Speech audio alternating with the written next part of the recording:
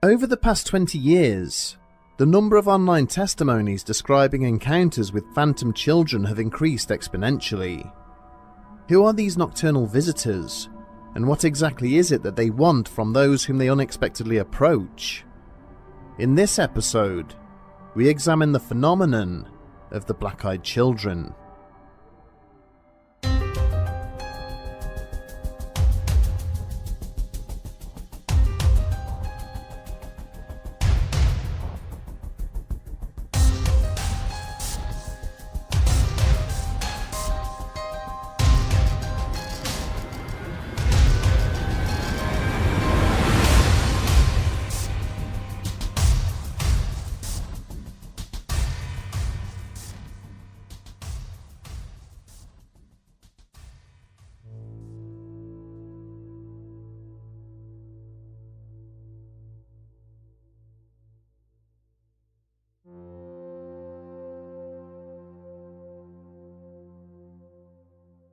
The snow had been falling steadily for several days, and had totally blanketed the sleepy corner of Vermont where the elderly couple lived. The moon shone in a clear black sky, its borrowed light spilling onto the fields below, amplified by the reflective nature of the flawless, crisp white snow. It somehow gave the impression that dawn was close at hand, but that was not the case. It was nearly 2 a.m. when the husband was unexpectedly awoken by the sound of persistent knocking, emanating from downstairs at the front of his property. Having arisen, he moved across to the window and looked outside to see who might be calling at this ungodly hour. There was no vehicle parked outside, or tracks of any kind imprinted in the virgin snow following the path leading to his front door. Shrugging his shoulders, he slowly made his way downstairs as his wife got out of bed behind him. Reaching the hallway, he opened the front door, and standing on the front porch, seemingly unperturbed by the freezing temperatures outside, were 2 children, a boy and a girl. Both were dressed in old-fashioned clothing with traditional haircuts, and neither seemed to want to make eye contact with him. Speaking in a slow and deliberate manner, the boy simply stated that their parents were coming to collect them, and asked if they could come in and shelter from the freezing cold weather. Their account was vague, but despite the old man's misgivings, his wife was quick to usher the 2 youngsters past him and into the front living room. The pair then settled themselves on the sofa, and both immediately became unresponsive, failing to reply to any of the couple's questions. There was something deeply unsettling about these children, which for some time the elderly man could not quite figure out. That was until he noticed that their eyes were entirely black, with no discernible pupil or iris. In an instant, he was overcome by a crippling feeling of dizziness and unease. As he collapsed backwards into an armchair, his wife gasped upon seeing blood pouring from his nose. She ran to the kitchen to grab a towel, and as she tried to staunch the flow of blood, all the lights in the house suddenly flickered and went out. A sing-song voice then pierced the darkness as the little girl announced that their parents had arrived. The 2 small shapes rose from the sofa, making their way to the front door and out of the premises. Waiting outside was a black, classic American car, with 2 men in dark suits standing beside it. They all left together. The couple remained huddled in the dark, terrified by what had just happened, until the lights mysteriously came back on about half an hour later. But the wider effects of this sinister visitation would take far longer to become apparent. Both husband and wife continued to suffer from dizzy spells and nosebleeds in the months following the incident. In addition, the old man was subsequently diagnosed with skin cancer, and of the couple's 4 house cats, One would be found lying on the sofa where the children had sat, having died of a hemorrhage.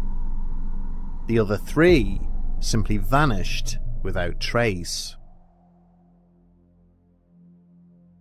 The mysterious and deeply unsettling phenomenon of the black-eyed children, who are also described as black-eyed kids or BEKs, was largely unheard of until the mid-1990s. It was at this time that stories involving these strange entities began to circulate online, prompting more and more internet users to come forward and share their experiences. But examples of people receiving unwanted visitations from BEKs stretch back far beyond this period. One of the earliest recorded examples of such an encounter dates back to 1950, when a 16-year-old boy living in rural Virginia returned home to his parents in a panicked state. Sobbing uncontrollably, young Harold Whittaker had explained to his father that he had been walking home from school when he had noticed a boy of similar age leaning up against a nearby gatepost. This other boy had stepped out in front of him and said, "I want to go to your house. You will walk me to your house." Harold told his father that the youth's eyes had been pitch black, and that he was suddenly overcome with a feeling of absolute fear and apprehension.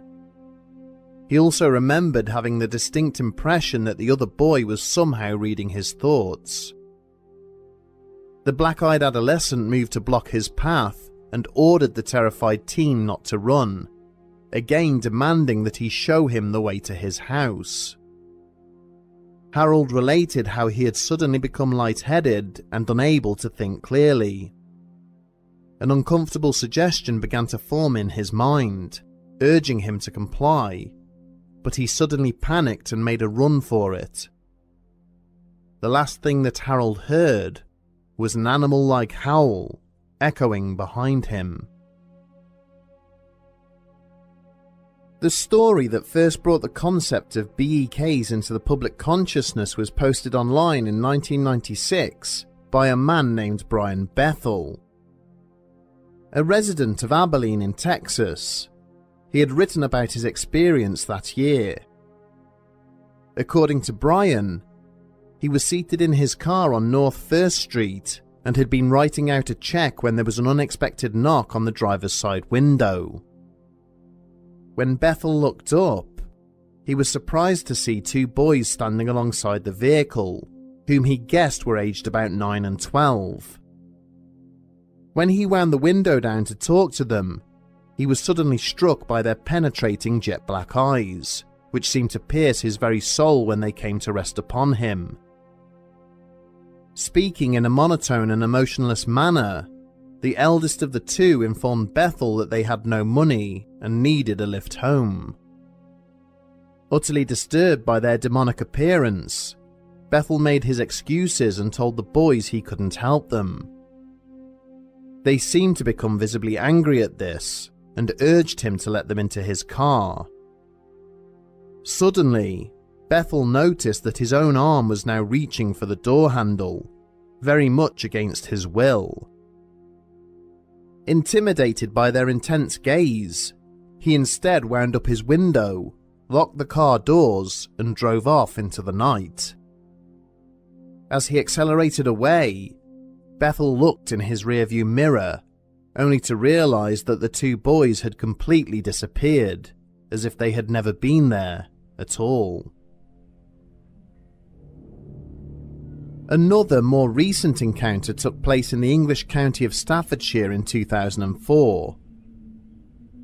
On the morning of the 13th of September, a husband and wife were walking their dog across the Cannock Chase nature reserve. They were proceeding along the main path near to an area known as Stile Cop, when they heard the unmistakable sound of a small child giggling, hidden within the confines of a tree line they were passing. The couple stopped and peered into the dark undergrowth, looking for the source of the laughter, when it abruptly ceased. After a time, they turned to resume their walk, but almost jumped out of their skin when they saw that a young girl was now standing a short distance away, blocking their path. She wore an old-fashioned white dress, but it was her emotionless and unblinking black eyes that held their attention. The girl stood stock still, regarding them with a somewhat unsettling smile on her face. She did not respond or move at all when they tried to speak to her. She simply stood there and stared back at them. It was only when the couple's dog cautiously ventured towards her that she turned and ran back into the trees, laughing to herself. When describing the haunting encounter to a local newspaper, the husband stated that throughout the incident, the girl had seemed to have her head cocked to one side. The angle it had been resting at looked uncomfortable and unnatural, almost as if she had been hanged with a rope or cord of some kind. The husband and wife are just two of many witnesses who have encountered this apparition at Cannock Chase, and the repeated sightings of the black-eyed girl have given rise to a number of theories about who this mysterious child might be. During the mid-1960s, a series of brutal killings took place along the route of the A34 road, and they would later become known as the Cannock Chase murders. The bodies of 6-year-old Margaret Reynolds and 5-year-old Diana Tift were found half hidden in a ditch at Manstey Gully in January 1966. Both girls had been abducted from different parts of the West Midlands whilst travelling to and from school several months prior. The following year, another body would be found less than a mile away, that of 7-year-old Christine Darby. The local constabulary would put hundreds of man-hours into trying to identify the killer, but it would not be until November of 1968 that the case finally received a breakthrough. Witnesses to the attempted abduction of a 10-year-old girl from a street in Walsall provided police with a car registration number, resulting in the arrest of a man named Raymond Leslie Morris. Morris was well known to the authorities for his obsession with young girls, and he had been one of the suspects interviewed in the disappearance of Christine Darby. Whilst he was being held in custody for the abduction, his wife admitted to officers that Morris had coerced her into providing him with a false alibi for the day of Darby's disappearance. He was eventually convicted of her murder and died in prison in 2014, becoming one of England's longest-serving prisoners. Despite never being convicted of the murders of Reynolds and Tift, it was long believed that Morris had been responsible for their deaths too, and the reports of a ghostly girl haunting Cannock Chase started to appear soon after his incarceration. Local residents believe that the black-eyed girl is the ghost of one of these victims, her young spirit unable to move on. The idea that these haunting individuals may be the spirits of deceased children does seem a convenient one, and some of the persuasive and repetitive behaviours of these so-called apparitions are similar to those associated with phantom hitchhikers. But the majority of cases involving black-eyed kids are either too isolated or bizarre in nature to trace back to a local ghost story. Some believe that rather than being confused or misguided spirits, these individuals are in fact possessed by a far more malevolent and divisive entity. To the ancient Celtic tribes of the United Kingdom, children with black eyes were believed to be otherworldly demons, who walked our plane of existence in search of blood rituals and sacrifices. Across the ocean in many Native American cultures, black-eyed people were thought to be similar to the Wendigo, in that they were the unfortunate victims of an evil entity with hostile intentions. The Iroquois referred to this spirit as the Otkon, a malevolent being whose goal was to infect key members of a tribe and gradually turn them all against one another, starting with the most vulnerable prey, the children. As recently as 2017, the inhabitants of a native Oglala reservation located at Pine Ridge in South Dakota asked for a shaman to visit and bless their encampment after having reported a series of encounters with BEKs.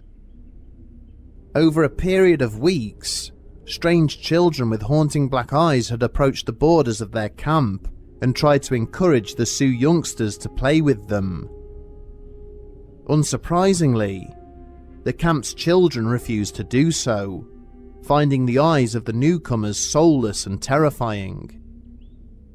The strangers then focused on the adults of the reservation, asking for food and shelter in dull, monotone voices.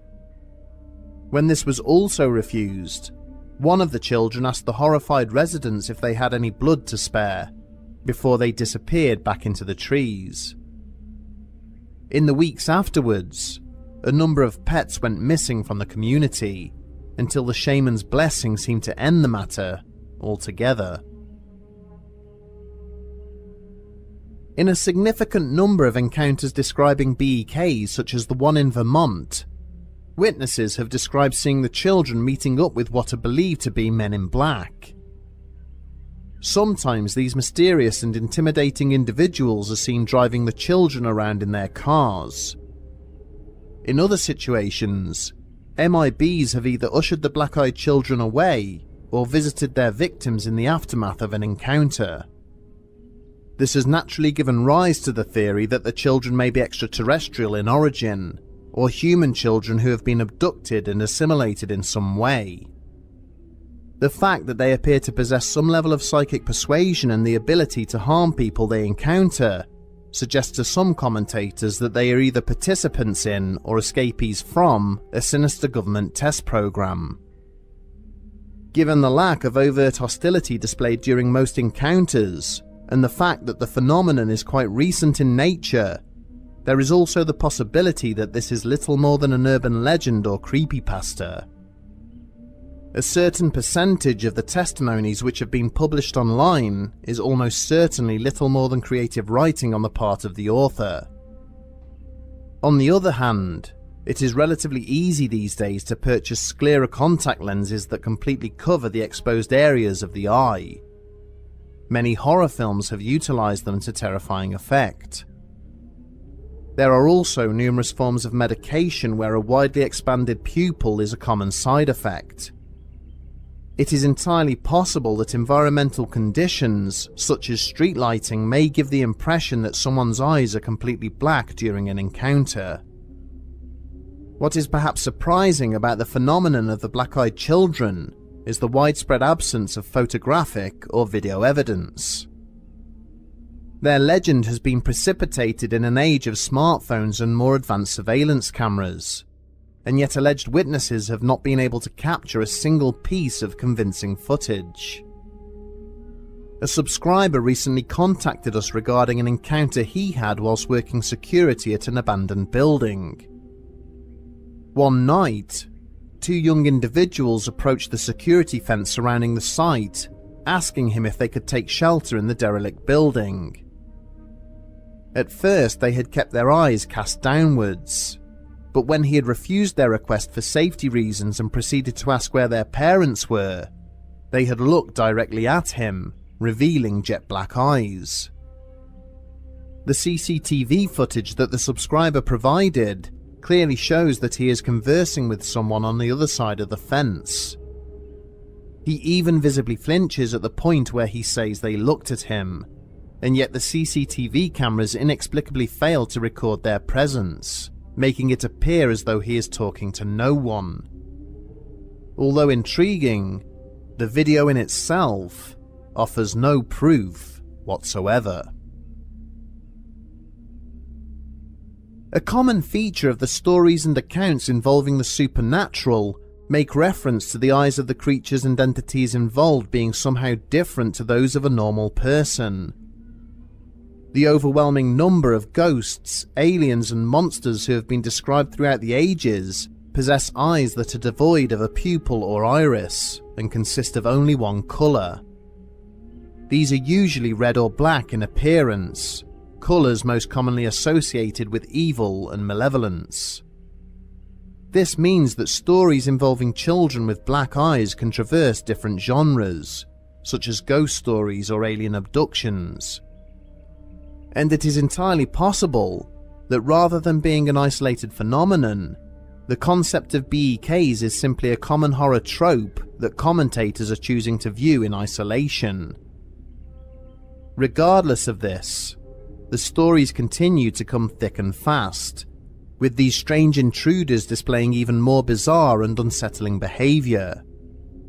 All we can say is, remember to keep your doors and windows closed and your camera phone handy should an insistent knocking suddenly occur in the early hours of the morning.